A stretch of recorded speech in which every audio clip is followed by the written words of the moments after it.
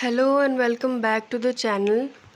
हमने computer fundamental में memories, drives, file directories ये सब पढ़ लिया था। अभी हम मेमोरीज़ को फर्दर डिवाइड करेंगे।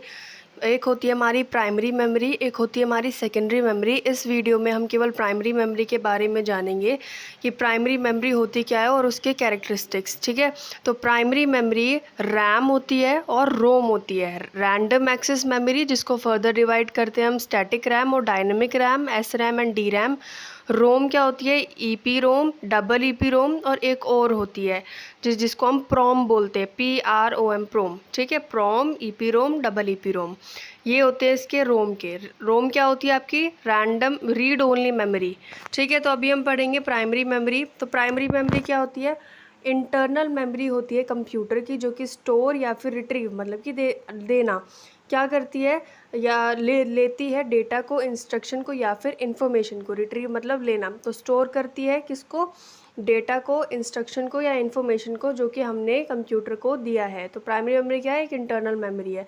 सीपीयू का डायरेक्टली एक्सेस है किसके पास? प्राइमरी मेमोरी के पास। प्राइमरी मेमोरी सीपीयू के बहुत क्लोज है, इसीलिए उसका जो एक्सेस है सीपीयू का बहुत डायरेक्ट है।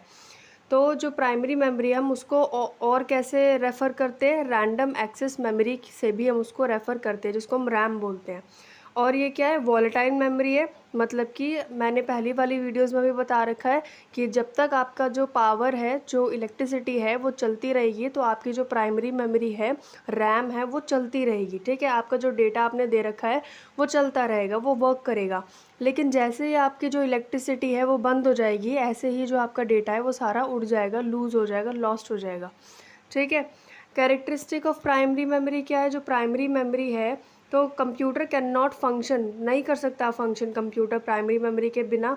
जो प्राइमरी मेमोरी है उसको मेन मेमोरी भी बोलते हैं। डेटा लूज़ हो सकता है जब पावर चली जाएगी, इसको वॉलेटाइल मेमोरी भी बोलते हैं। और जो वर्किंग है कंप्यूटर के अंदर, वो क्या है? वर्किंग मेमोरी की तरह भी काम करता है। ठीक है, वर्किंग मेमोरी की तरह काम करता है कंप्यूटर के अंदर।